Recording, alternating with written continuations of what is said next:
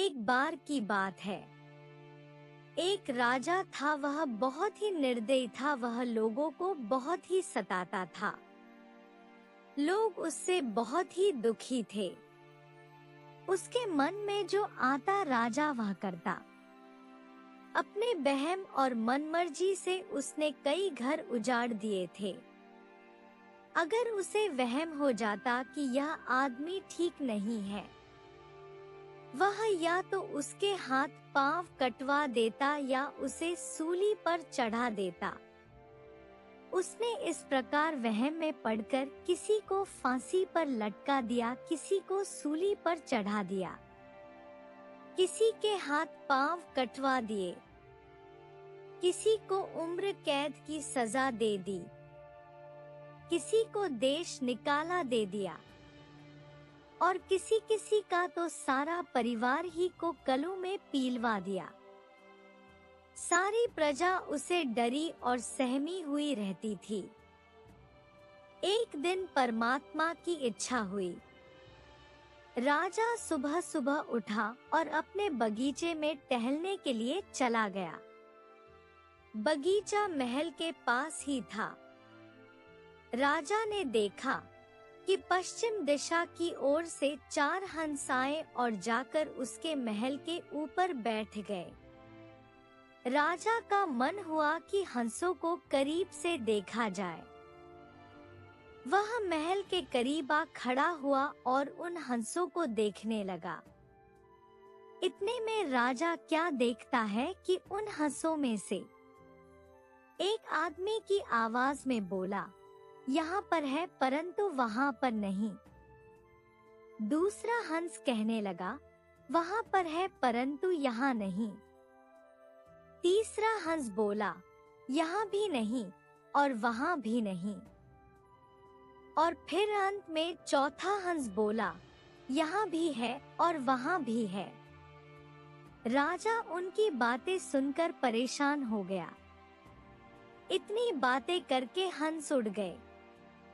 राजा अपने महल में आया परंतु उसे चैन नहीं आ रहा था।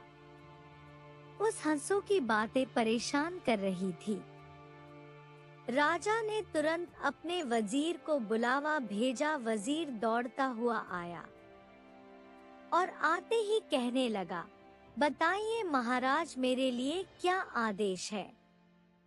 राजा बहुत ही परेशान था। उसने वजीर को सारी बात बताई कि किस प्रकार 4 हंस महल पर आकर बैठे और उन्होंने यह बातें कहीं और उड़ गए। राजा ने आगे कहा, मुझे समझाओ कि इन बातों का क्या अर्थ है। वह वजीर भी दुविधा में पड़ गया। उसे कुछ भी समझ में नहीं आ रहा था। वह राजा को क्या बताए।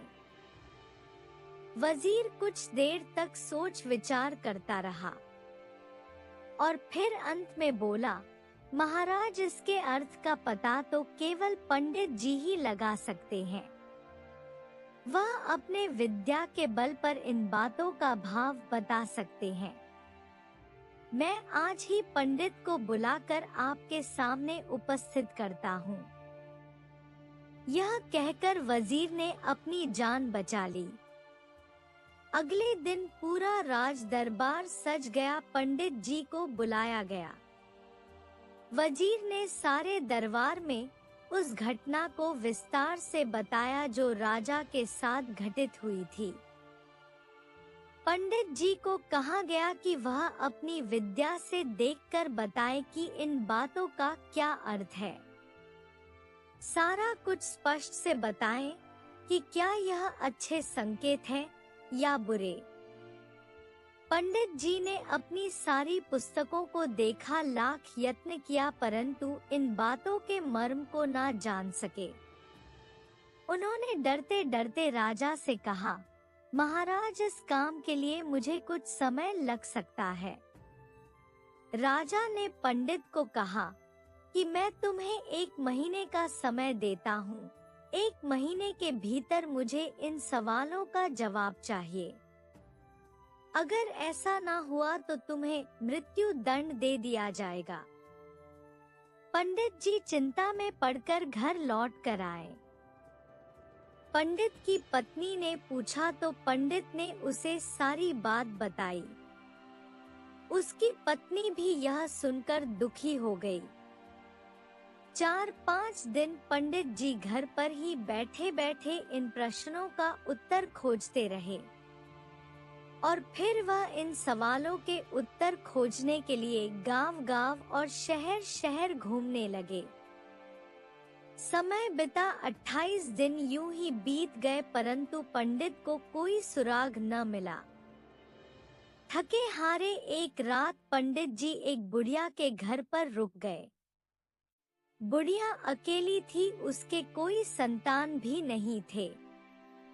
रात को उस बुढ़िया ने पंडित जी को उदास और परेशान सा देखा तो पूछा, पंडित जी आप इतने दुखी क्यों हैं? किस बात की चिंता है आपको? पंडित जी ने उस बुढ़िया को सारी बात बताई। पंडित जी की बात सुनकर बुढ़िया जोर का ढाका लगाकर हंसने लगी और कहने लगी, अरे पंडित जी आप इतनी सी बात पर दुखी होते हैं। कल ही चलो मेरे साथ अपने राजा के पास, मैं दूंगी इन प्रश्नों का उत्तर। पंडित ने हैरान होकर पूछा, सचमुच क्या तुम्हें इन प्रश्नों के उत्तर मालूम है? बुढ़िया ने कहा, हाँ हाँ बिल्कुल सच में, भला आपसे झूठ क्यों कहने लगी। दूसरे दिन वह बुढ़िया और पंडित जी चल पड़े। बुढ़िया के घर के पास ही एक वेश्या रहती थी। बुढ़िया ने उस वेश्या को भी अपने साथ ले लिया। वे तीनों आगे बढ़े। बुढ़िया के गांव में ही एक बहुत ही कंजूस सेठ रहता था। बुढ़िया ने सेठ से कहा, सेठ जी क्या आप महाराज से मिलने के लिए मेरे साथ चलेंगे? कंजूस सेठ बुढ़िया की बात मान गया और उसके साथ चल पड़ा।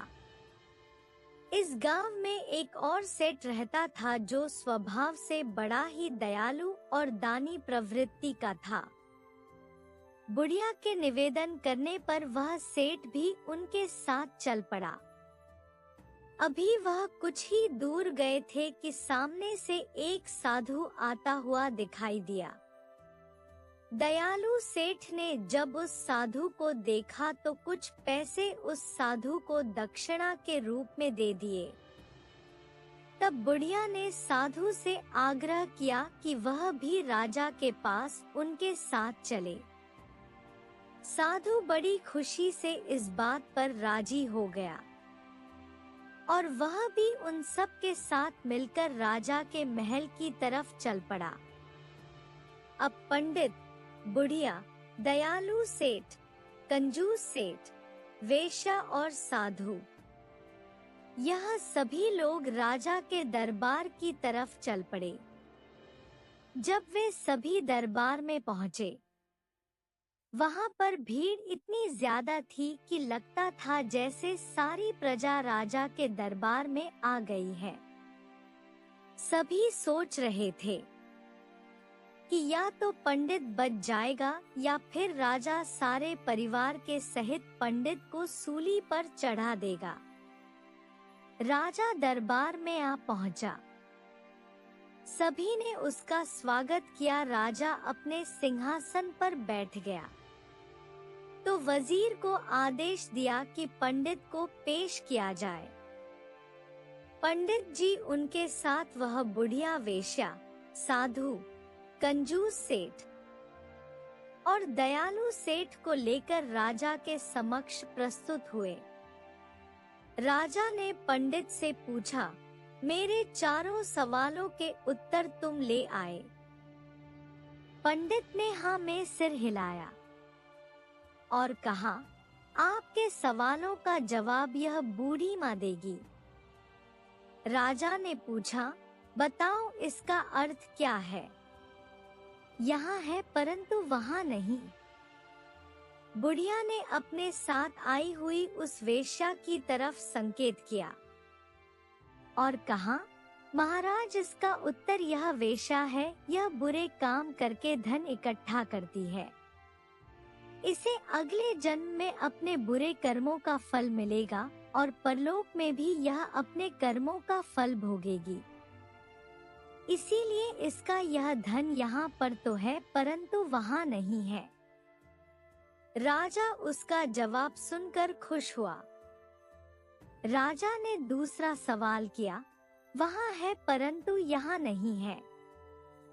बुढ़िया ने साधु को उठाया और कहा, महाराज, इसका उत्तर यह साधु है। इस जन्म में इसके पास कोई सुख सुविधा या धन धान्य नहीं है। यह प्रभु की भक्ति में लीन रहता है, धन के चक्कर में यह नहीं पड़ा, अच्छे कर्म करता रहा। इसीलिए इसके अच्छे कर्मों का अच्छा फल इसे अगले जन्म में मिलेगा। यानी इस जन्म में इसके पास धन नहीं है, परंतु इसके अच्छे कर्मों का फल धन के रूप में इसे परलोक में मिलेगा। इसीलिए यह वहाँ पर है परंतु यहाँ पर नहीं है। राजा मुस्कुराया और कहने लगा कि अब मैं तीसरा प्रश्न पूछता हूँ। अच्छा तो यह बताओ, यहाँ पर भी नहीं है और वहाँ पर भी नहीं है। इस बार बुढ़िया ने कंजूस सेठ को खड़ा किया और कहने लगी, महाराज, इसका उत्तर यह सेठ है, यह ना तो स्वयं खाते हैं और ना ही दान करते हैं। इसके पास बहुत धन है परंतु यह उसका उपयोग नहीं करता, बस उसे बचाने और बढ़ाने की ही इन्हें चिंता बनी रहती है। इसीलिए ना यहाँ पर है और ना वहाँ पर। अब राजा ने अपना अंतिम प्रश्न किया, अच्छा इसका अर्थ बताओ कि यहाँ पर भी है और वहाँ पर भी है। इस बार बुढ़िया ने दयालु सेठ को आगे कर दिया। आपके इस प्रश्न का उत्तर यह सेठ है, यह खुले दिल से खाता है और खुले दिल से दीन दुखियों में अपना धन बांटता है, उनकी सेवा करता है। यह बड़ा ही दयालु है, धर्म परायण है, दान पुण्य आदि कर्म करता है, जिसका फल इसे परलोक में और अपने अगले जन्म में मिलेगा। इसीलिए यहाँ पर भी है और वहाँ पर भी है। सारी बातें सुनकर राजा की आंखें खुल गई। राजा ने खुश होकर बुढ़िया को बहुत ही धन दिया और साथ ही साथ पंडित जी की भी खूब तारीफ की। इस घटना का राजा के हृदय पर बहुत ही प्रभाव पड़ा। उसने भी अपने मन से निर्दयता निकालकर दयालुता को अपना लिया। अब वह बहुत ही दयालु, दान पुण्य के काम करने वाला, धर्म कर्म करने वाला बन गया। अब वह दीन दुखियों की सेवा करने लगा, उसके सारी प्रजा सुखी और प्रसन्न हो गई।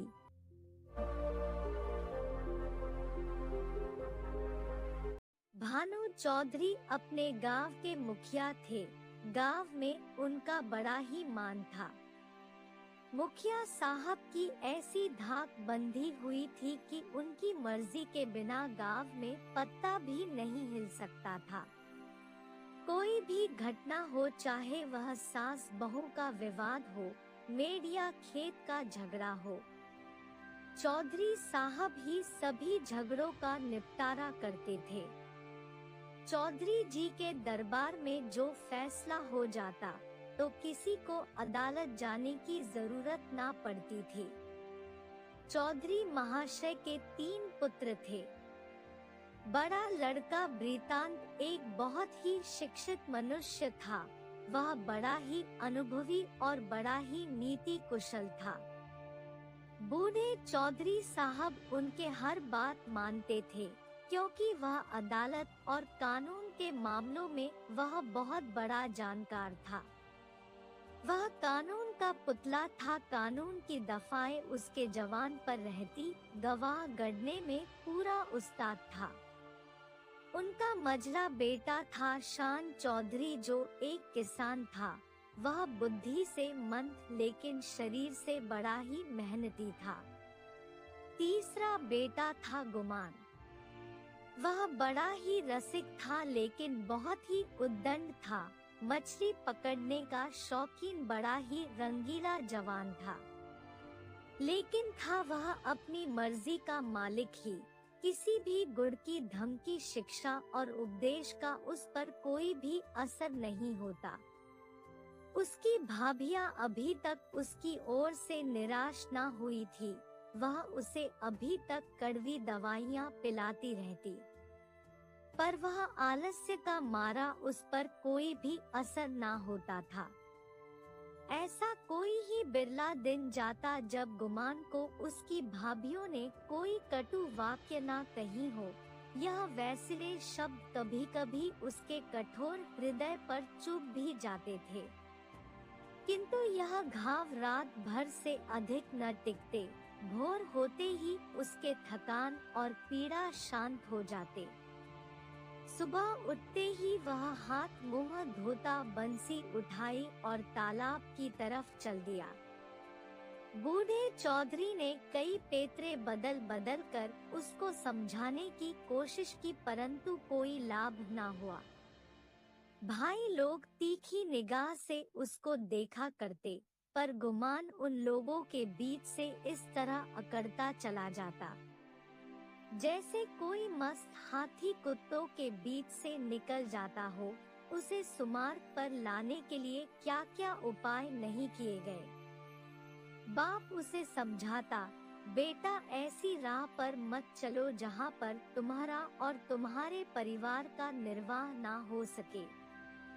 भाइयों के भरोसे तक कब तक रहोगे? मैं तो पका आम हूँ, आज तब का या कल कुछ पता नहीं। फिर तुम्हारा निर्वाह कैसे होगा? भाई भी तुम्हें ना पूछेंगे। भाभियों के रंग तो तुम देख ही रहे हो। तुम्हारे खुद के भी बाल बच्चे हैं, उनका भार कैसे संभालोगे? खेती में जी नहीं लगता तो कोई और काम कर लो। पर गुमान खड़ा खड़ा यह सब सुनता रहता। वह तो पत्थर का देवता था, कभी ना पसीजता। गुमान की इन सब हरकतों का दंड उसकी बेचारी पत्नी को भोगना पड़ता था। मेहंत के घर के जितने भी काम हो वह उसी के सिर पर थोपे जाते। चाहे उपले बनाना हो, कुएं से पानी लाना हो, आटा पीसना, सब काम वही करती। जेठानियां सीधे मुंह से बात ना करती थी, बस अपने वाक्यों के बाण से उसे छेदा करती। एक बार जब वह पति से कई दिन तक रूठी रही तो गुमान कुछ नरम हुए और अपने पिताजी से जाकर बोले, मुझे कोई दुकान खुलवा दीजिए। चौधरी ने परमात्मा को धन्यवाद दिया और फुला ना समाया कई सौ रुपए लगाकर कपड़े की एक दुकान खुला दी गई। गुमान के जैसे भाग्य जाग गए। अलग अलग तरह के कुर्ते और कई तरह के थान दुकान में लाकर रखे गए, परंतु यहाँ पर भी गुमान का आलस्य ही आड़े आया। सौदा बिके या ना बिके उसे लाभ जरूर होता था।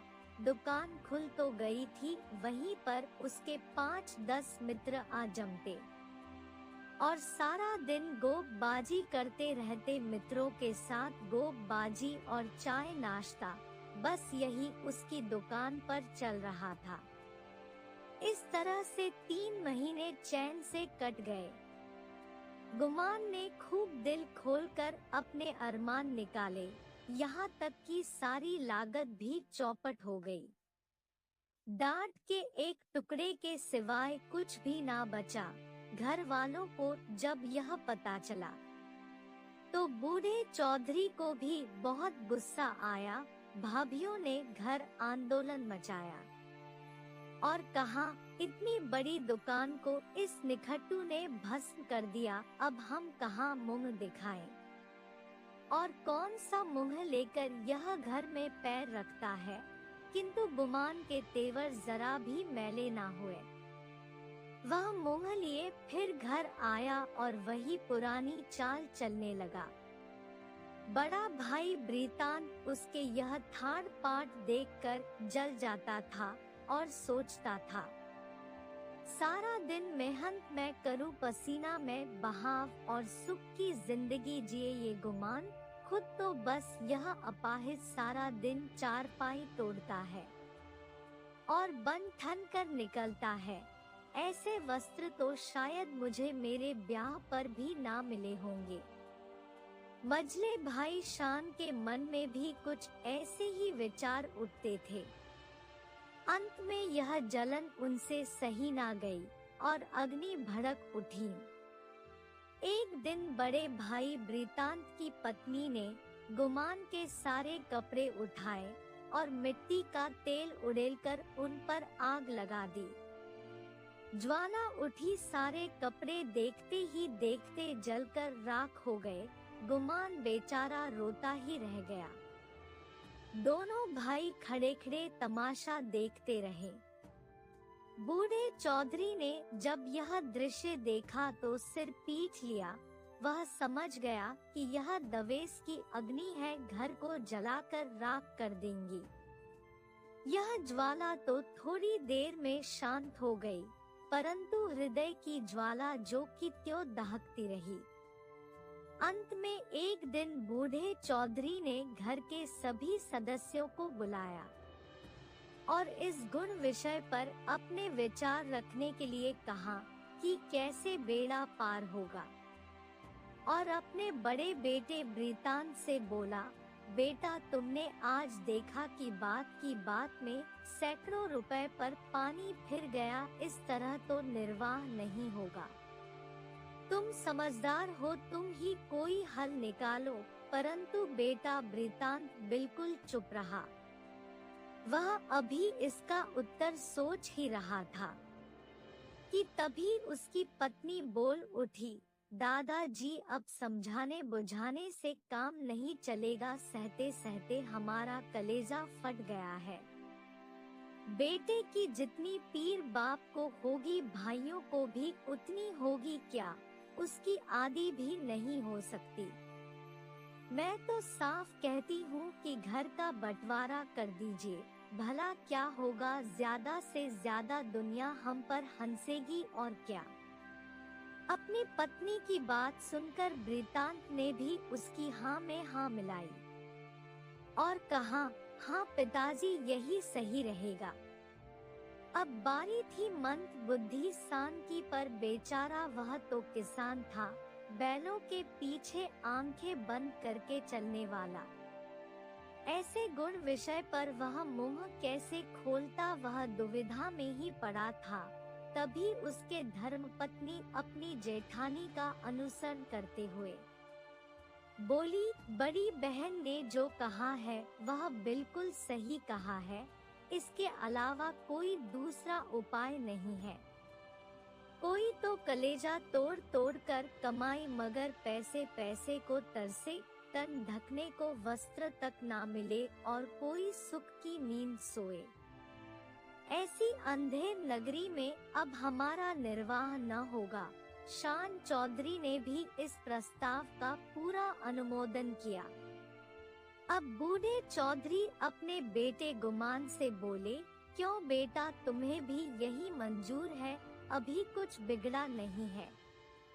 काम धंधा करोगे या अभी भी आंखें नहीं खुली? गुमान में धैर्य की कमी न थी। बातों को इस कान से सुनकर उस कान से उड़ा देना जैसे उसका रोज का काम था। किंतु आज उसके भाइयों की इस जली कटी पर उसको बहुत ही क्रोध आ गया। वह बोला, भाइयों की जो इच्छा है वही मेरे मन में भी लगी हुई है। मैं भी इस जंजाल से भागना चाहता हूँ। मुझसे मजूरी ना होगी। जिसके भाग्य में चक्की पीसना है वह पीसे। मेरे भाग्य में चयन करना लिखा है, तो मैं क्यों अपना सिर अखरी में दूं? मुझे किसी की कोई परवाह नहीं है। आप लोग मेरे पीछे क्यों पड़े हैं? अपनी अपनी फिक्र कीजिए। इतना कहकर गुमान वहां से चला गया। अब फैसला हो चुका था कि घर का बंटवारा किया जाए। 2-3 दिन तक गुमान ने घर पर खाना नहीं खाया। वह बाहर ही रहता और चौपाल पर सोया रहता।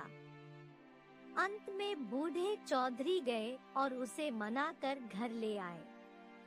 उसी गांव में एक फेरी लगाने वाला आदमी जिसका नाम था गुरुदीन, जो सप्ताह में एक बार उस गांव में फेरी लगाया करता था। गुरुदीन की टोकरी में तरह तरह की मिठाइयाँ होती थी। गांव के बच्चे तो जैसे बस उसी का इंतजार किया करते थे। गुरुदीन की आवाज सुनते ही जैसे सारे गांव के बच्चे उसी की तरफ दौड़ पड़ते। वह गांव में हर मंगलवार को आया करता था। आज उसी के आने का दिन था और सभी बच्चे उसकी प्रतीक्षा कर रहे थे। गुरुदीन एक बूढ़ा सा मैला कुचेरा आदमी था, किंतु आसपास के गांव में उसका नाम किसी भी हनुमान मंत्र से कम ना था, क्योंकि उसकी आवाज सुनते ही बच्चों में जैसे जोश भर जाता था। जहां बच्चों के लिए उसके पास मिठाइयाँ थी, वहीं उनकी माताओं के लिए इससे भी ज्यादा मीठी बातें थी। माँ कितना भी मना करती रहे, बार बार पैसे ना रहने का बहाना करे, पर गुरुदीन चटपट मिठाइयाँ बच्चों के दोनों हाथों में रख देता और स्नेहपूर्ण भाव से कहता, बहू जी पैसों की चिंता ना करो, फिर मिलते रहेंगे, कहीं भागे थोड़ी ही जाते हैं। आज भी मंगल का ही दिन था। बच्चे बड़े बेचैनी से दरवाजे पर खड़े हुए गुरुदीन की राह देख रहे थे। देखने में ही गुरुदीन आता हुआ दिखाई दिया। लड़कों ने दौड़कर उसका दामन पकड़ा और आपस में खींचातानी होने लगी। कोई कहता मेरे घर चलो तो कोई अपने घर का न्योता देता। सबसे पहले भानु चौधरी का मकान पड़ता था। गुरुदीन अपना टोकरा लेकर वहां पर पहुंच गया। मिठाइयों के लूट शुरू हो गई। बालकों और स्त्रियों का झुंड लग गया। वृतांत की पत्नी अपने बच्चों के साथ निकली और शान की पत्नी भी अपने लड़कों के साथ वहां पर उपस्थित थी। गुरुदीन ने मीठी बातें करना शुरू की। पैसे झोली में रखे धेले की मिठाई दी और धेले का आशीर्वाद। लड़के मिठाई हाथों में लिए हुए उछलते कूदते घर में दाखिल हो गए। अगर सारे गांव में कोई ऐसा बालक था जिसने गुरुदीन की उदारता से लाभ उठाया हो, तो वह था गुमान का लड़का धान।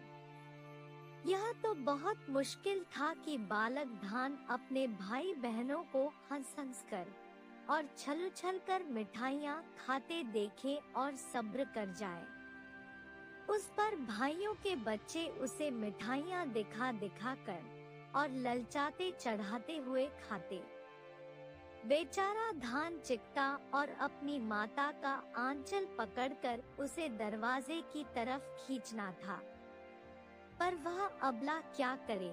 उसका हृदय बच्चे के लिए ऐड ऐड कर रह जाता था। उसके पास एक पैसा भी नहीं था।